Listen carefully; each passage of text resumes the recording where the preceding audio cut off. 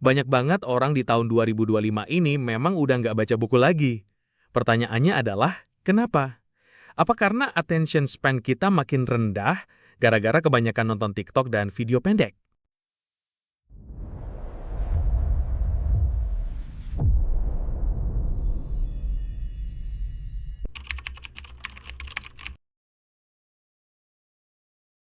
Halo semuanya, selamat datang di podcast Suara Tengah Malam, tempat di mana obrolan ringan bisa bawa lo ke pemahaman yang dalam. Karena kita percaya, banyak hal penting justru nggak dibahas saat terang-terangan. Gue Kinara. Dan gue Iqbal. Oke Nar, gue mau mulai dengan pertanyaan jujur. Kapan sih terakhir kali lo bener-bener namatin sebuah buku dari awal sampai akhir? Aduh, jangan ditanya. Kalau cuma beli buku, foto buat Instastory di kafe, atau baca beberapa halaman awal sih sering. Tapi buat bener-bener tuntas, kayaknya udah bertahun-tahun lalu deh. Kenapa emangnya? Tenang, ini normal kok. Banyak banget orang di tahun 2025 ini memang udah nggak baca buku lagi. Pertanyaannya adalah, kenapa? Apa karena attention span kita makin rendah gara-gara kebanyakan nonton TikTok dan video pendek? Nah, itu dia. Gue ngerasa otak gue sekarang jadi kayak knowledge junkie. Tiap hari nge-scroll TikTok, Reels, Shorts, dapat informasi 15 detikan yang seru, lucu, ngagetin. Rasanya kayak makan permen dopamin instan. Aduh, tapi ya gitu, informasinya masuk kuping kiri, keluar kuping kanan. Nggak ada yang nempel. Persis. Akibatnya, toleransi kita terhadap segala sesuatu yang butuh proses, kayak baca buku, itu jadi anjlok. Baca buku atau belajar yang beneran itu kan seringkali melelahkan, kayak nge-gym atau masak makanan sehat. Butuh waktu dan effort. Sementara otak kita udah kecanduan digital fast food. Cia, bener banget. Terus gimana dong? Apa berarti buku udah nggak relevan dan kita semua makin bodoh? Bukan berarti kita makin bodoh, tapi mungkin cara belajar kita yang perlu di-upgrade. Masalah utamanya seringkali bukan karena kita males, tapi karena kita terjebak dalam apa yang disebut jebakan belajar pasif. Jebakan belajar pasif? Apaan tuh? Gini, lu pernah nggak lihat ada orang yang kayaknya rajin banget, baca buku tiap hari, nonton podcast edukasi, ikut webinar, tapi kok udah berbulan-bulan bertahun-tahun, hidupnya gitu-gitu aja. Nggak ada hasil nyata yang bisa dia tunjukin. Wah, itu gue banget sih kayaknya.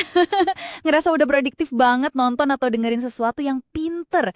Ngerasa selangkah lebih maju. Tapi besoknya lupa. Dan hidup yang gak berubah. Nah, itu dia jebakannya. Itu cuma ilusi produktivitas. Setiap kali kita baca buku atau nonton konten edukasi, otak kita memang dapat dopamin dan kita merasa senang. Tapi seringkali ilmunya menguap dengan cepat, karena kita hanya menerima informasi saja tanpa tujuan yang jelas. Masuk akal. Gue aja mungkin udah lupa apa yang lo omongin di menit pertama tadi. Tepat. Belajar tanpa tujuan itu kayak lu punya mobil Ferrari tapi nggak tahu mau kemana. Iya, mobilnya kencang. Otak lu mungkin pintar menyerap informasi. Tapi, lo cuma muter-muter doang di sekitaran komplek. Lo nggak bener-bener berprogres. Oke, gue paham masalahnya. Jadi kita banyak konsumsi informasi tapi nggak bergerak kemana-mana. Terus langkah pertamanya apa biar keluar dari jebakan ini? Gimana caranya biar Ferrari kita ini punya tujuan? Nah, itu adalah langkah paling fundamental. Sebelum kita bahas cara belajar 100 kali lebih cepat, kita harus tahu dulu cara menentukan tujuannya. Dan itu yang akan kita bahas di segmen selanjutnya.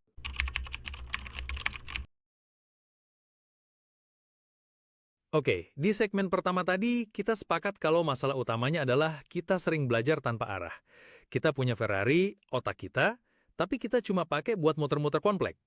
Iya, bener banget. Jadi kayak sibuk tapi nggak produktif. Terus gimana cara nentuin tujuannya biar Ferrari kita ini bisa melaju kenceng di jalan yang benar? Langkah pertama yang paling fundamental untuk bisa belajar 100 kali lebih cepat adalah membuat tujuan. Ini kedengarannya klise, tapi ini adalah fondasi dari semuanya. Coba deh, buat semua yang lagi dengerin, lu bisa jeda sebentar dan catat jawaban dari pertanyaan ini. Oke, pertanyaannya apa nih? Pertanyaannya adalah, lu pengen jadi orang yang seperti apa ke depannya? Coba bayangin kehidupan ideal lu di masa depan itu kayak gimana? Wah, pertanyaan berat nih buat tengah malam, Bal. Tapi bener juga sih. Kadang kita sibuk lari-lari kecil, tapi nggak pernah mikirin garis finishnya di mana. Jawabannya pasti beda-beda buat setiap orang, kan? Tentu, ada yang mungkin pengen jadi astronot. ada yang pengen jadi ahli psikologi, atau ada yang pengen jadi bisnis sukses. Apapun itu, tujuan ini sangat penting karena ini akan berfungsi sebagai filter. Filter? Maksudnya gimana? Gini, kita hidup di dunia yang informasinya meluap-luap.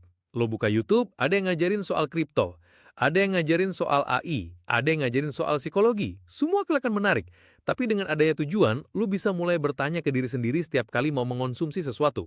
Pertanyaan kayak gimana? Tanyakan 2 kali ini, yang gue konsumsi sekarang ini mendekatkan gue ke tujuan gue atau enggak? Dan informasi ini beneran bakal gue praktekin atau enggak? Oh, jadi kalau jawabannya enggak, berarti informasi itu cuma distraksi dan harusnya diabaikan aja. Tepat sekali. Di dunia yang penuh dengan distraksi, tugas utama kita bukan lagi mencari informasi, tapi memfilter informasi. Dulu orang yang punya akses ke buku itu keren banget. Sekarang, orang yang bisa mengabaikan informasi yang tidak relevan, itu yang keren. Paham. Jadi tujuan itu bukan cuma buat motivasi, tapi lebih kayak jadi satpam buat pikiran kita ya, biar nggak semua informasi sampah masuk dan bikin kita jalan di tempat. Persis. Nah, kalau lu udah punya tujuan dan udah bisa memfilter informasi, ada satu langkah lagi yang membedakan orang yang belajarnya 100 kali lebih cepat, yaitu mengubah tujuan itu menjadi sebuah proyek. Gimana caranya? Itu yang akan kita bahas di segmen berikutnya.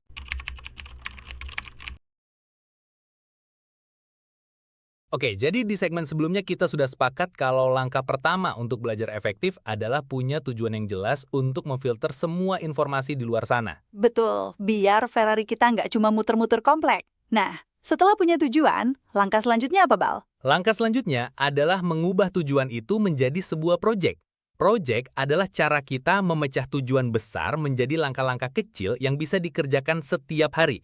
Disinilah kunci belajar 100x lebih cepat. Kita fokus pada apa yang bisa kita lakukan hari ini. Oke, project-based learning. Kasih contoh konkret dong biar kebayang. Tentu, anggaplah tujuan lo adalah setahun lagi gue pengen kerja di bidang AI dengan gaji puluhan juta per bulan. Tujuannya keren. Berarti solusinya langsung baca semua buku-buku tebel tentang AI kan? Nah, itu cara lama yang nggak efisien. Di metode ini, kita nggak mulai dari situ. Kita mulai dengan bertanya pada AI, apa proyek sederhana yang bisa gue lakuin hari ini untuk mencapai tujuan tersebut? Misalnya, AI menyarankan lo untuk membuat aplikasi AI sederhana di komputermu. Terus? Langkah selanjutnya adalah coba langsung bikin. Jangan baca buku dulu, jangan nonton YouTube dulu. Langsung coba kerjakan. Pasti bingung lah, kan belum tahu apa-apa. Nah, saat lo bingung, barulah lo masuk ke langkah berikutnya. Cari inspirasi. Buka Google, YouTube, atau TikTok. Cari inspirasi tentang proyek yang lagi lo kerjain. Tapi, dan ini kuncinya, batasi waktunya. Cukup 10-15 menit saja. Tujuannya cuma buat dapat gambaran, bukan buat scrolling nggak jelas. Oke, jadi setelah dapat inspirasi, baru kita mulai belajar yang beneran. Di sini bukunya kepake. Tepat. Setelah lo tahu mau bikin apa dan udah punya gambaran, barulah buku itu jadi penting untuk mengasah fundamentalnya, biar lo ngerjain proyek itu dengan benar. Tapi, jangan baca semua halamannya. Untuk buku non-fiksi, cukup di skimming aja. Ambil prinsip-prinsip penting yang relevan dengan proyek lo saat itu. Batasi juga waktunya, sekitar 30-1 jam aja.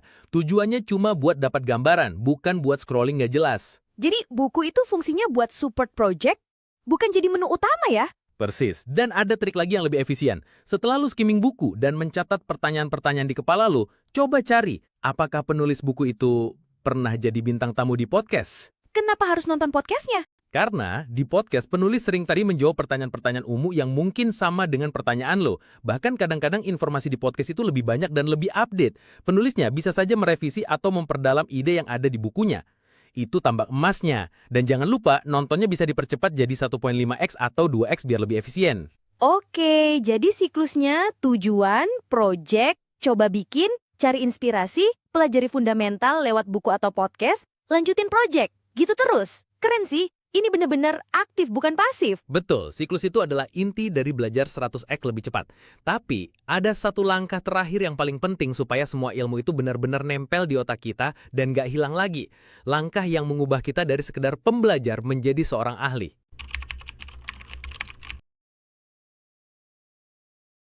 Oke, kita sudah sampai di segmen terakhir dari pembahasan kita malam ini.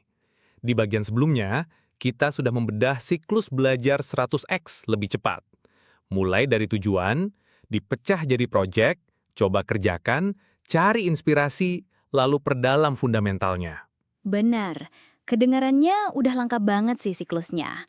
Tapi, tadi lo bilang ada satu langkah terakhir yang paling penting biar ilmunya benar-benar nempel di otak. Apaan tuh? Langkah terakhir ini adalah kunci yang membedakan pembelajar pasif dengan seorang ahli sejati, yaitu dengan mengajarkan ilmu lo ke orang lain. Mah, ngajarin orang lain? Bukannya kita harus jadi ahli dulu baru bisa ngajar? Justru kebalikannya. Ini sudah terbukti secara saintifik. Ketika lo bisa mengajarkan orang lain tentang ilmu yang lo kuasai, itu akan membantu lo untuk lebih menguasai ilmu tersebut. Ada kutipan terkenal dari fisikawan Richard Feynman yang bilang, Gimana bunyinya? "If you cannot explain it to a 6-year-old, you don't understand it yourself." Artinya, lo baru benar-benar mengerti sesuatu kalau lo bisa menjelaskannya ke orang lain secara sederhana. Bener juga ya, karena pas mau ngejelasin, kita dipaksa buat nyusun ulang semua informasi di kepala kita, biar jadi lebih rapih dan gampang dimengerti. Terus, cara ngajarinnya gimana? Apa kita harus buka kelas? Nggak perlu serumit itu. Ada cara-cara yang simpel. Pertama, join komunitas yang relevan dengan Project O. Lalu bagikan apa yang sudah lo pelajari di sana. Kalau project lo soal AI, join komunitas AI. Kalau lo mau berkembang secara umum, join komunitas yang isinya orang-orang yang juga mau maju. Oke, berbagi di komunitas. Selain itu, Kedua, tulis di media sosial. Ini sekalian bisa jadi cara buat bangun portfolio atau personal branding. Ceritain perjalanan project lo. Misal, lo lagi belajar investasi saham, lo bisa bikin thread atau postingan. Hari kelima gue belajar investasi, akhirnya gue paham bedanya saham blue chip sama saham gorengan. Keren sih itu.